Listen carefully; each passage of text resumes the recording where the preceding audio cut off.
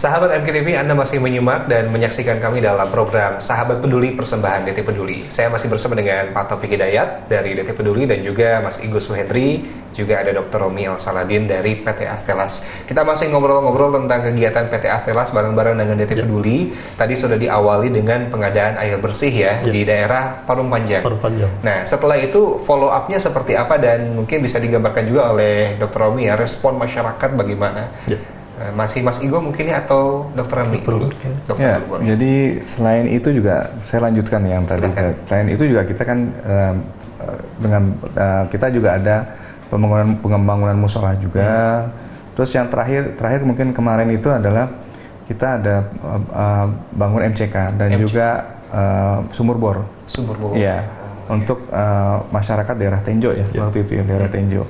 Karena selain kita kerjasama dengan DT Peduli kita juga pada saat pelaksanaan itu, selain program yang kita kerjasama dengan DT Peduli, kita juga ada seperti pengobatan massal gratis gitu ya. Dan pada saat pengobatan massal gratis itu kita melihat nih bahwa kok penyakit yang paling banyak di situ itu kebanyakan berhubungan dengan sanitasi dan hygiene gitu ya, hygiene dan sanitasinya. Kita lihat, kita coba gali kenapa nih, ada apa. Ternyata mereka akses ke air bersihnya agak kurang. Jadi dan juga MCK-nya juga mereka juga masih banyak di sana, di daerah sana yang buang airnya, kalau kita bilang buang airnya di sembarangan ya, di kebun atau di tanah lapang gitu. Jadi itu juga agak susah juga untuk kita bicara mengenai sanitasi dan juga pencemaran lingkungan juga kan gitu kan. Iya, betul. Jadi terakhir kita buatkan itu, kita buatkan sumur dan MCK juga. Dan alhamdulillah sampai sekarang sampai sekarang masih jalan, dan respon dari masyarakat sangat positif karena mereka sangat membutuhkan sekali gitu. Sangat membutuhkan, betul. Seingat saya waktu itu hanya ada satu titik untuk air bersih dan MCK yang dipakai sekitar berapa RT ya? Hanya satu titik? Hanya satu titik waktu itu. Ada 4 RT atau 5 RT? Ya, sekian ribu jiwa gitu lah ya, kira-kira. Jadi itu hanya pakai satu, terus kita buat lagi satu di situ, ada MCK berapa pintu waktu itu ya? 4 atau 5? Yang lama 2, yang baru 2. Yang baru 2, jadi 4 totalnya. Dan sampai sekarang ya, dan mereka juga sangat berterima kasih dengan itu. Kita juga menjalin hubungan baik dengan koordinator di sana juga ya, koordinator di area sana juga. Dan ya kedepannya mungkin kita juga mau, kalau misalnya seandainya dari DT Peduli juga misalnya ada program lain yang mungkin kita bisa partisipasi juga ya. Tentu ya. Dan salah satu kekuatan juga agar manfaat bisa tersampaikan tempat sasaran adalah awalnya survei dulu ya. Iya, betul. Pada waktu itu tentu saja survei bareng-bareng dengan tim DT Peduli ya. Betul. Dan kita pada saat survei itu memang kita diperkenalkan dengan aparat desa di sana, seperti RW-nya, RT-nya. Dan kita benar-benar jadi tahu sebenarnya kebutuhan warga di sana itu apa. Dan tadi menyambung terkait dengan layanan kesehatan. Jadi layanan kesehatan itu bisa dikatakan program reguler dari Astellas setiap pada saat kegiatan CSR.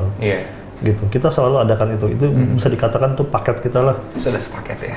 Ibaratnya kalau kita nggak ada kerjasama dengan lembaga sosial, mungkin cuma itu aja yang bisa lakukan. Ini kan kita ingin lakukan lebih gitu. Betul. Karena kemampuan kita kurang, wawasan kita kurang terkait wilayah yang membutuhkan, akhirnya kita kerjasama dengan lembaga sosial seperti DT Peduli ini. Gitu. Alhamdulillah. Dan ternyata tadi juga setelah ada layanan kesehatan, hasilnya juga itu bisa jadi data ya, bahwa ternyata kondisi di sana yang paling memprihatinkan adalah kondisi sanitasi dan hygiene-nya. Betul.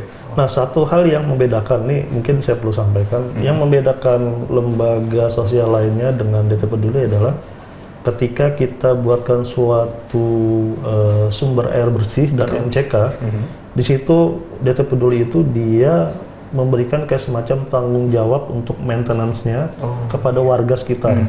Dan itu ada satu koordinator yang ditunjuk bahwa ini harus dirawat.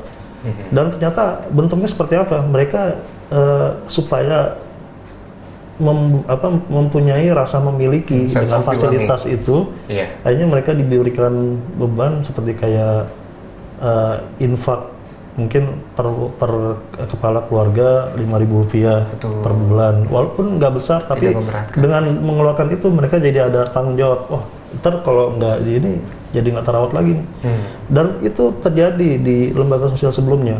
Sebelumnya kita lakukan di daerah Bubulak Bogor, Oh iya, Pak Bor. Ya. daerah Dramagas itu. Kita buatkan MCK di sana.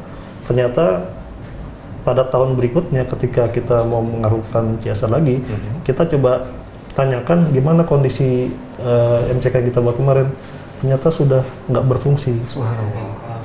Kita ya ada rasa kecewa. Padahal di lain sisi mereka butuh. Betul. Tapi kok di lain sisi rasa memiliki mereka tuh nggak ada gitu. Iya. Kita prihatin di situ. Iya. Nah, DT Peduli saya jempolin karena mereka bisa mengkondisikan itu gitu. Alhamdulillah. Karena membangun itu mudah. Ya. Ya. Yang sulit Merawatnya memelihara.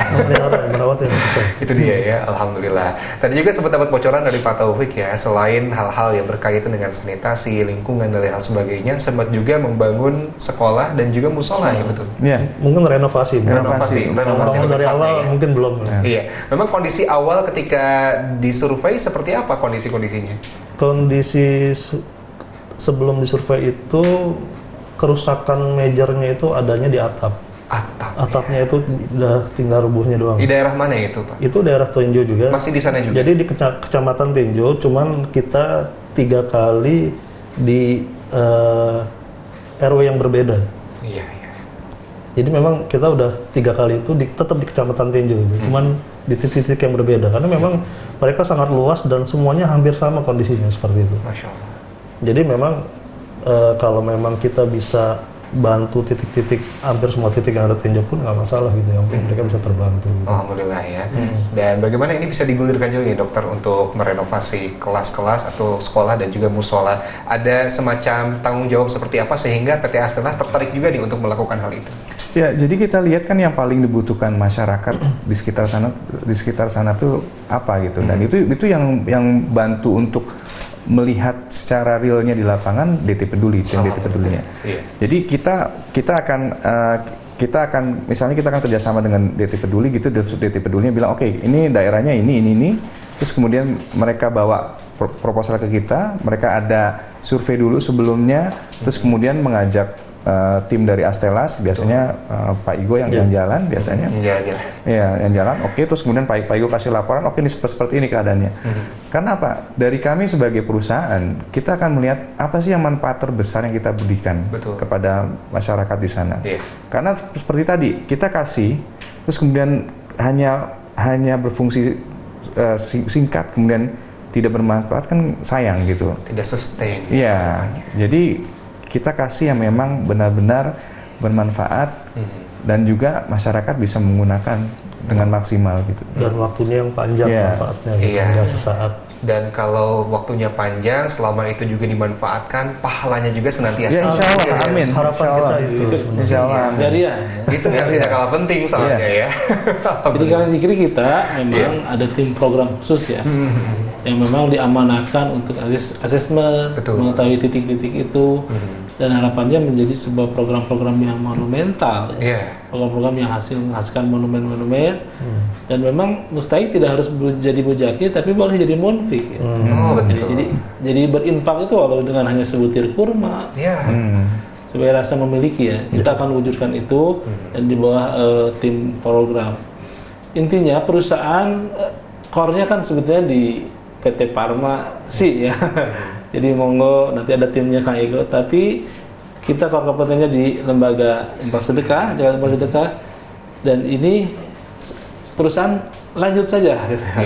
Cari yang besar ya, CSR-nya, biar nanti ini di bawah koordinasi kami berserta tim yang ditunjuk dari perusahaan CSR, ya perusahaan tersebut CSR, tim CSR-nya. Dan ini bisa jadi programnya perusahaan tersebut.